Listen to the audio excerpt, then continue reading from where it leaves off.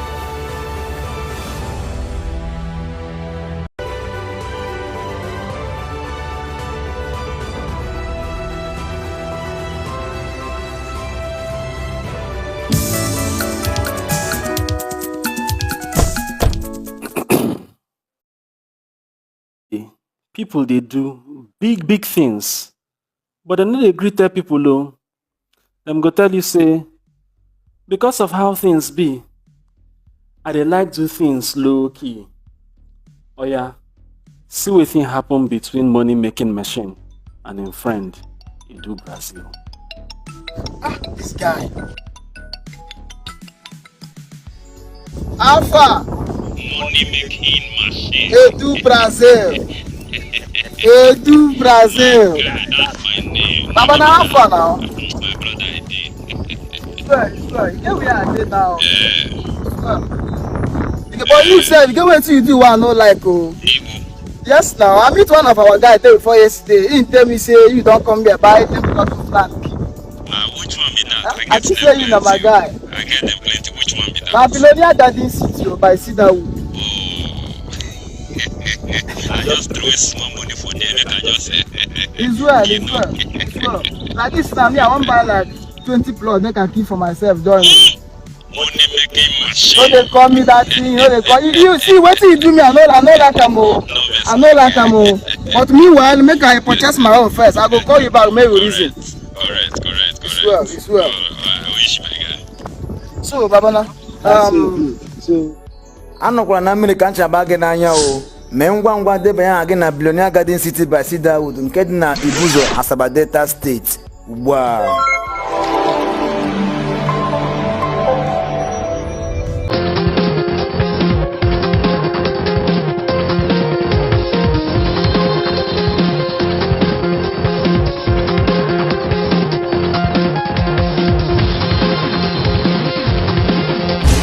trendybeats.com. If you know, you know. But if you don't know, you know.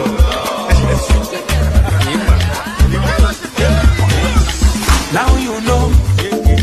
Now you know. If you know, you know. You think you ball us in town. Now you know. Now you know. Forget what they're on them, yes. Agbabola. How much is money? It's nothing. Ballin'. Premium or nothing. Now you know. Now you know. Forget what they're on them, yes.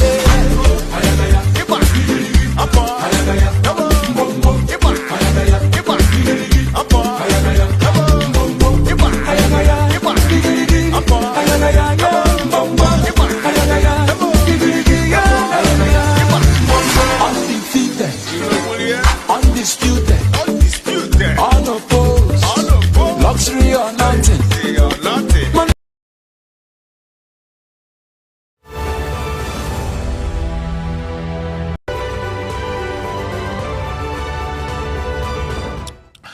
All right, good morning, Lagos, Nigeria. Welcome to Monday. Welcome to a new week. Welcome to a new day. The first official working day for the week. It's a beautiful day. Trust you had a wonderful night rest. Hope you also had a wonderful weekend, and hope your Monday morning is going fine as planned. Earlier today, it was quite scanty. The roads were, I don't know about now, but when I left the house a few minutes past 6 or so, few minutes to 7, yeah, the roads were really, really scanty.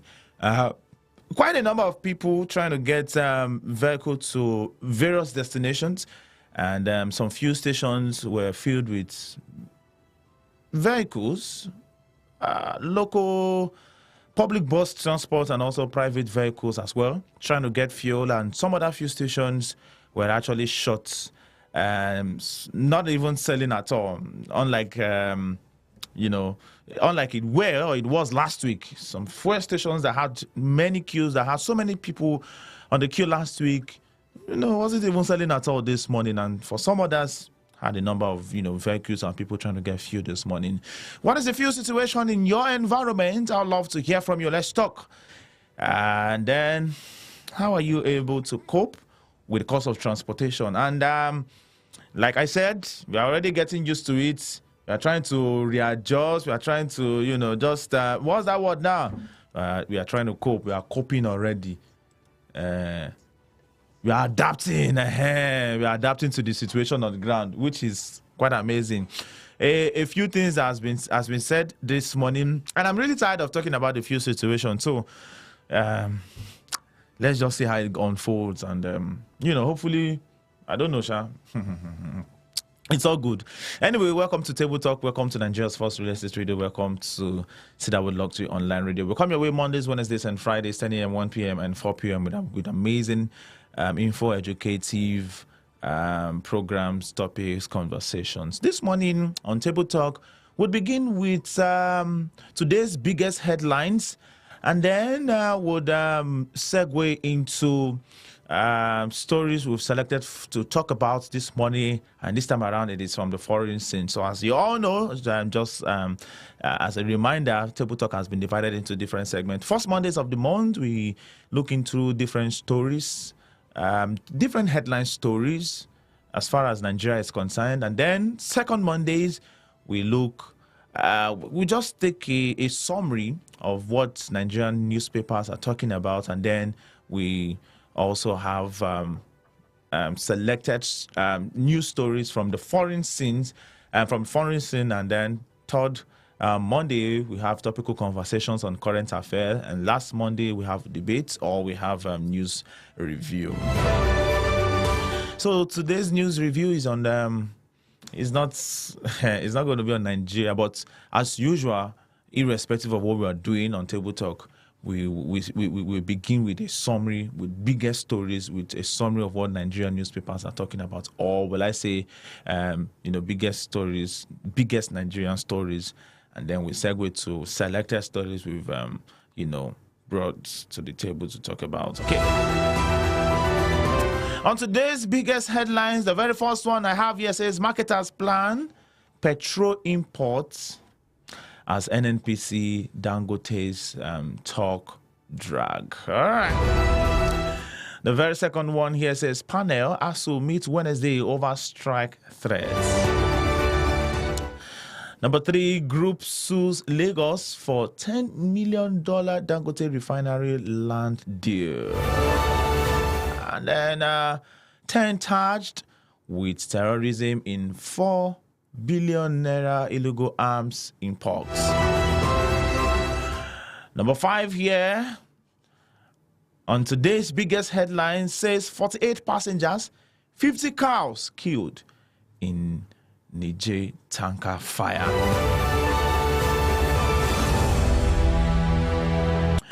The very sixth one here says over 1,000 soldiers resigned from army in 4 years. Reports.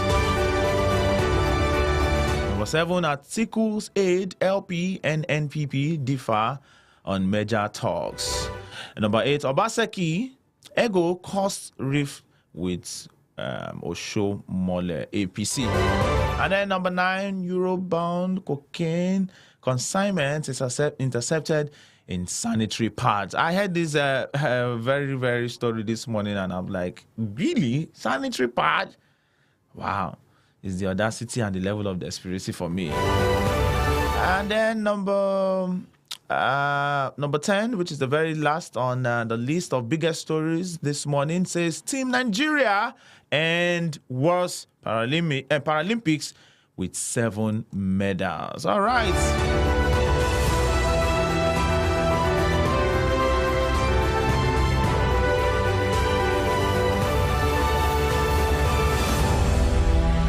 Those are the biggest stories this morning, and we quickly segue to a summary of what Nigerian newspapers are talking about. Here's a summary of everything. So I just presented to you, and we'll have this. Yes, it is something that has been added to Table Talk. We'll have biggest stories. I'll present to you biggest stories, and then the next item or the next thing would be a summary of what the newspapers are talking about, and then we segue into various stories that we've selected specifically to talk about. All right. And the very first here on the summary of what Nigerian newspapers are talking about, this one says the main opposition, People's Democratic Party (PDP), has expressed anger at former Kano State Governor Rabiu Musa Kwankwaso for describing the party as dead. During the inauguration of a renovated party office of the new Nigerian People's Party in Katsina State, Kwankwaso said he and his followers left the PDP because it is dead, but PDP on Saturday said is very inconsequential in the Nigerian national politics today. Number 2, the Senate Ad Hoc Committee probing the alleged economic sabotage in the petroleum industry has postponed the public hearing slated for September 10 to 12 indefinitely. The Red Chamber had inaugurated a 15-man ad hoc committee on July 22, 2024, headed by the Senate leader, Senator Kweyemi Bamidele, APC Ekiti Central, to fish out economic saboteurs in the petroleum industry that have held the country hostage in the last 10 years. If you're on X, I would like you to search, just go and check my handle at MC David Ibiam and see my last post. All right. Number 3, at least 45 people were burnt beyond recognition in an accident along Agiebida Road in Niger State. All right. The accident involved a petrol-laden tanker, a truck with cattle, and a passenger vehicle. It was gathered that the incident happened near Manworo village in Agiebida Road around 1 a.m. on Sunday. Number 4, quickly, Socio-Economic Rights and Accountability Project, SERAP, has urged President Bola Tinubu to use his position and good office to direct the Nigerian National Petroleum Company Limited, NNPC, to immediately reverse the apparently illegal and unconstitutional increase in the pump price of petroleum spirit, PMS, also known as petrol. And number 5, former Vice President Atiku Abubakar has described the plan by the federal government to increase the VAT, saying that the move can become a blazing inferno that will consume the very essence of our people. In a statement on Sunday morning, Atiku said the move coming on the heels of the increase in fuel price by NNPC is destined to deepen the domestic cost of living crisis and exacerbates Nigeria's already fragile economic growth. Number 6, quickly, a former Deputy Governor of Akwa Ibom State, Dr. Chris Ekpenyong, has blamed the weakness of the People's Democratic Party for the behavior of the Minister of the Federal Capital Territory, Nyesom Wike, who threatened to ignite crisis in the state under PDP governors. Ekpenyong, who was Deputy Governor during former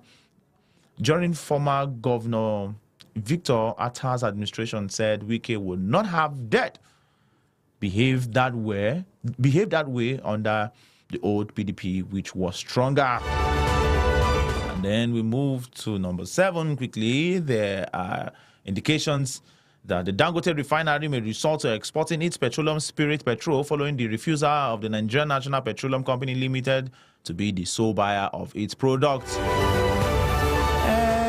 If NNPC no one agree buyer, how can other people no go buy? What's the No fewer, number 8, than 3 persons lost their lives while 17 others sustained varying degrees of injuries in multiple accidents along the Maryland area of Lagos State.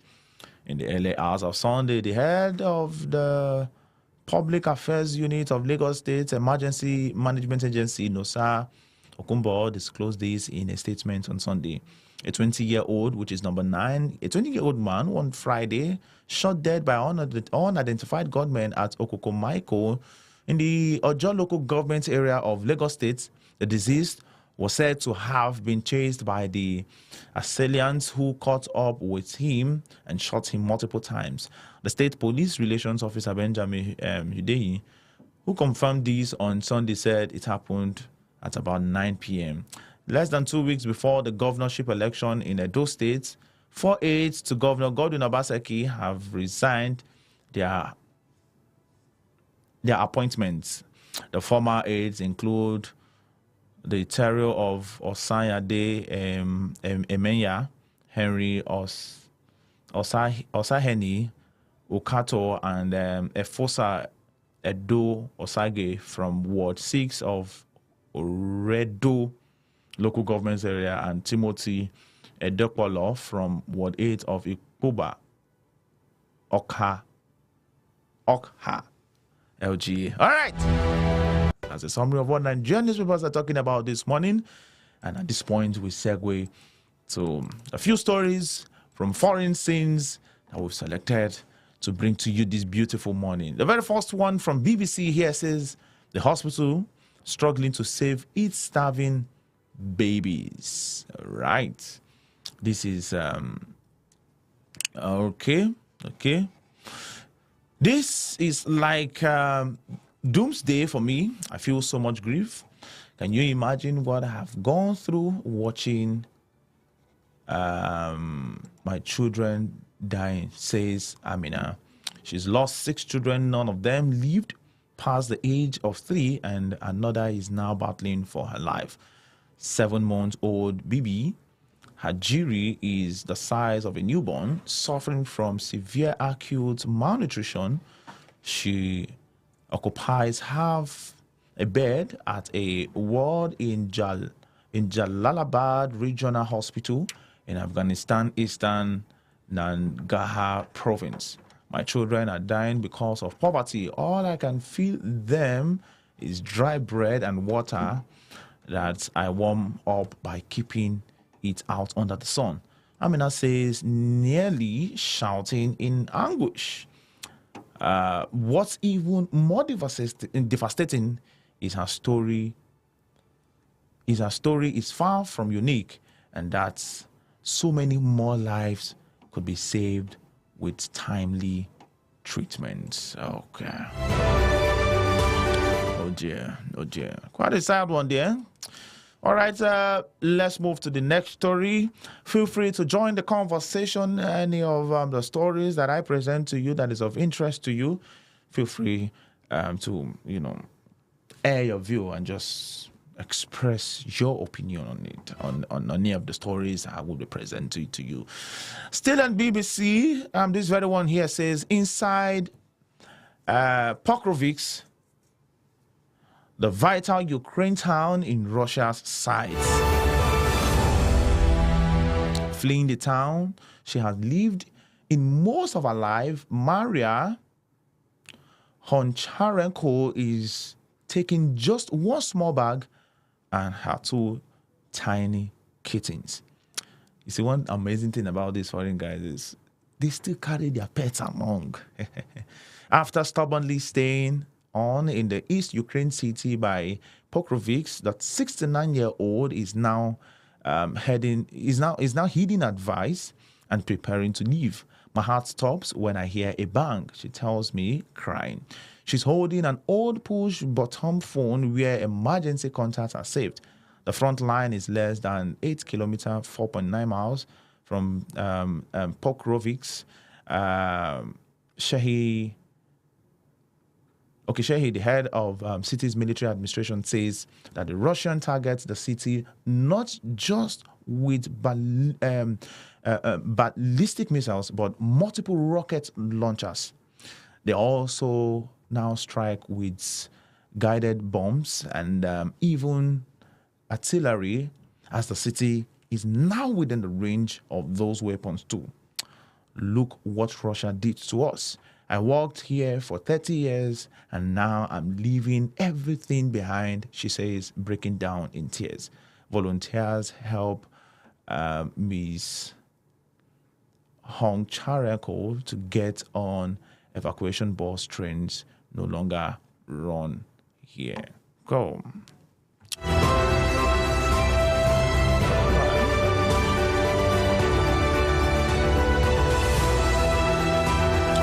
What is your take on,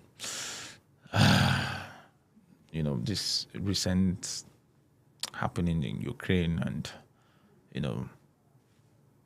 exactly what I've just talked about? I mean, if you so sad, I just want to wish, or I just wish that, the world would just become less, at least for a long time. We shouldn't just, just hear new bad news or something like that. But then the very next story here before me, okay, this one says Israeli strikes in central Syria kill 14 Syrian state, media say. At least 14 people have been killed in Israeli airstrike on a number of military sites in central Syria, the Syrian state news agency reports. Sana cited the hospital director as saying that another 43 people were wounded in the attacks in the vicinity of Masyaf in Hama province on Sunday nights. A UK-based monitoring group earlier reported that at least 4 soldiers and 3 civilians were killed in strikes that destroyed military and scientific facilities where Iran-backed armed groups were present.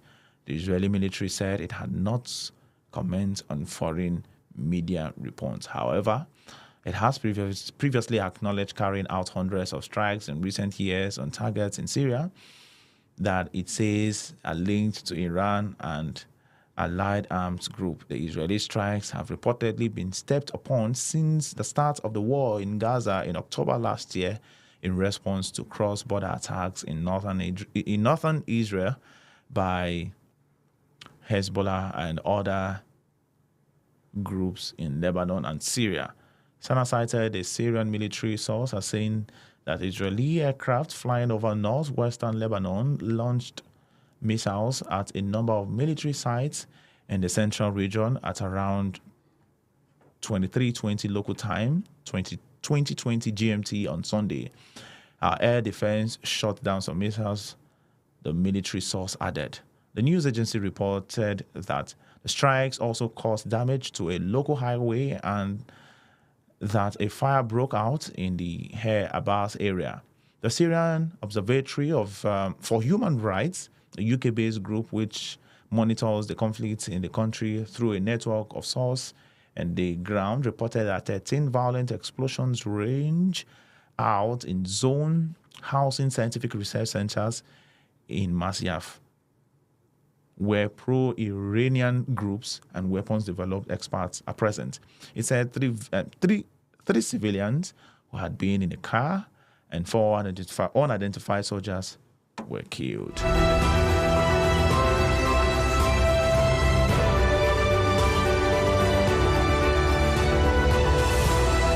All right, away from war stories and killing stories, still on BBC. This very one here says Venezuela's Gonzalez vows to continue to fight for democracy. Venezuela's Gonzalez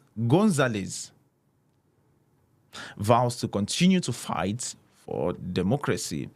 Venezuelan opposition candidate Edmundo Gonzalez has vowed to continue to fight for democracy in his own country after being granted asylum in Spain. Mr. Gonzalez left Venezuela after having spent weeks in hiding, arriving at the Torrejon military air base in Madrid with his wife at about 16:00 local time on Sunday, 14:00 GMT.